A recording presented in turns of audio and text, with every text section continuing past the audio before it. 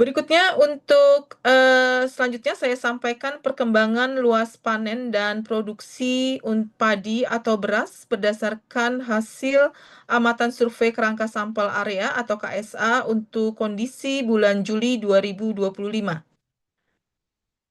Pertama, akan saya awali dengan memberikan gambaran mengenai analisis dan prediksi curah hujan bulanan sepanjang Juli hingga Oktober 2025 yang berdampak pada kondisi pertanaman padi sepanjang Juli hingga Oktober 2025.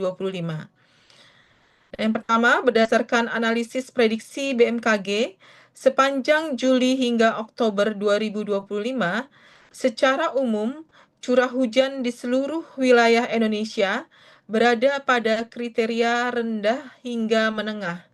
Yakni ini terjadi di sebagian besar Pulau Sumatera, Jawa, Bali, Nusra, kemudian Kalimantan, dan juga Sulawesi.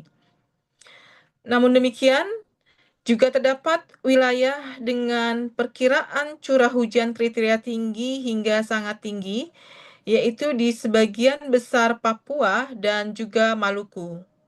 Nah, tinggi rendahnya curah hujan ini dapat mempengaruhi budidaya tanaman padi di setiap wilayahnya.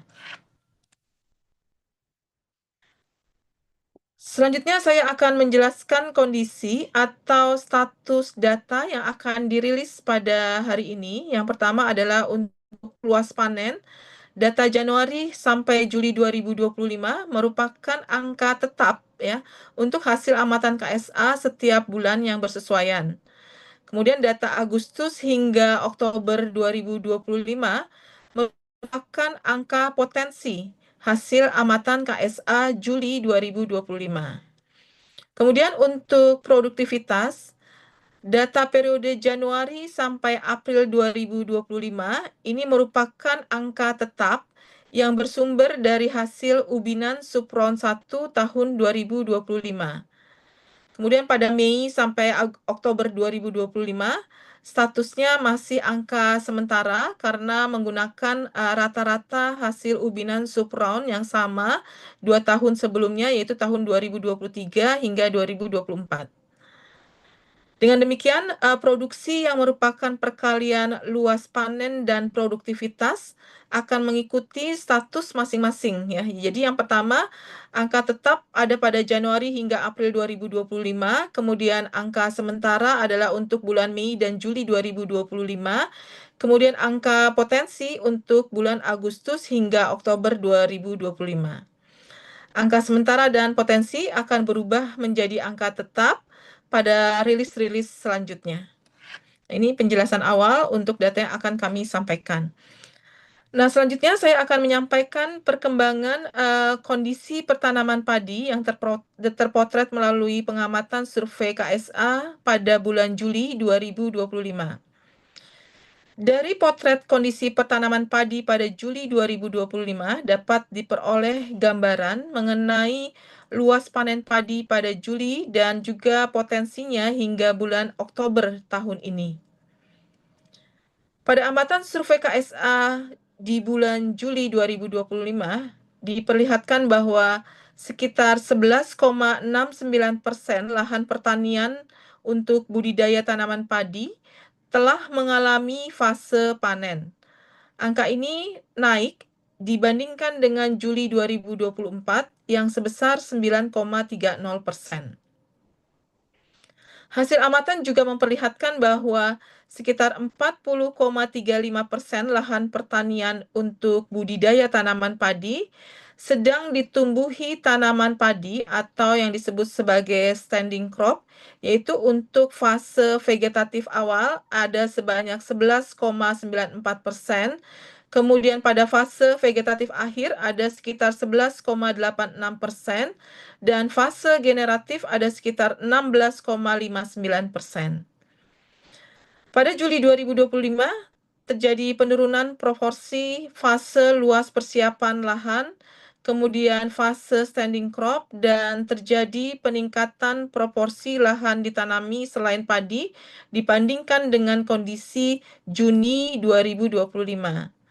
Sebagai catatan, Tanaman padi pada fase generatif umumnya akan dipanen 1 bulan ke depan, kemudian fase vegetatif akhir akan dipanen 2 bulan ke depan, dan fase vegetatif awal akan dipanen 3 bulan ke depan. Berikutnya saya akan menyampaikan informasi luas panen. Pada Juli 2025, luas panen padi mencapai 0,94 juta hektar atau mengalami peningkatan sebesar 33,20% dibandingkan dengan Juli 2024 yang sebesar 0,70 juta hektar. Sementara itu, potensi luas panen padi sepanjang Agustus hingga Oktober 2025 diperkirakan mencapai 3,02 juta hektar atau mengalami peningkatan seluas 0,15 juta hektar atau 5,10% dibandingkan dengan periode yang sama tahun lalu. Dengan demikian, luas panen padi sepanjang Januari hingga Oktober 2025 diperkirakan akan mencapai 10,22 juta hektar atau mengalami peningkatan seluas 1,09 juta hektar atau 11,90% jika dibandingkan dengan periode yang sama pada tahun 2024. Angka realisasi bisa lebih tinggi atau lebih rendah dibandingkan dengan angka potensi ya, bergantung pada kondisi pertanaman padi sepanjang Agustus hingga Oktober pada tahun ini.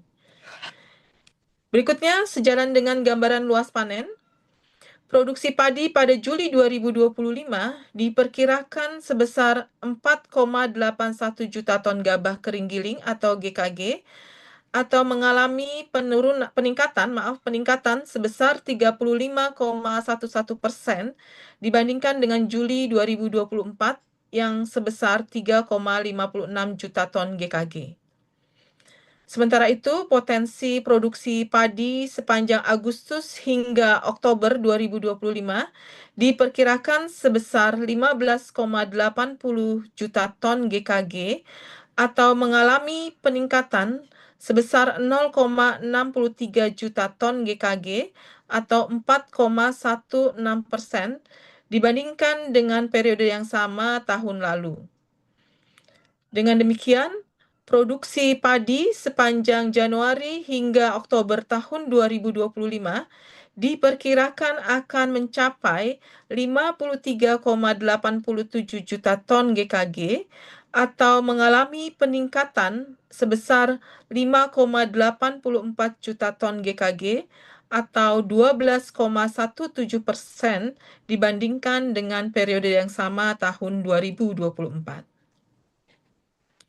Nah, berikutnya, sejalan dengan gambaran produksi padi, produksi beras untuk konsumsi pangan masyarakat pada Juli 2025 diperkirakan sebesar 2,77 juta ton atau mengalami peningkatan sebesar 35,01% dibandingkan dengan Juli 2024 yang sebesar 2,05 juta ton. Total kunjungan Wisman Sementara mencapai itu, potensi produksi beras sepanjang Agustus hingga Oktober 2025 diperkirakan sebesar 9,11 juta ton atau mengalami peningkatan sebesar 0,36 juta ton atau 4,17% dibandingkan dengan periode yang sama tahun lalu.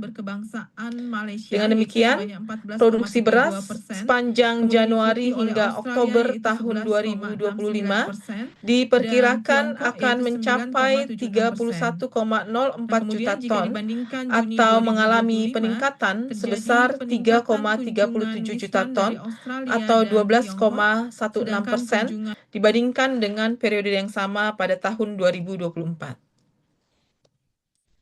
Dan sebagai penutup informasi mengenai komoditas padi, saya akan menyampaikan gambaran sebaran lokasi potensi panen padi sepanjang Agustus hingga Oktober 2025.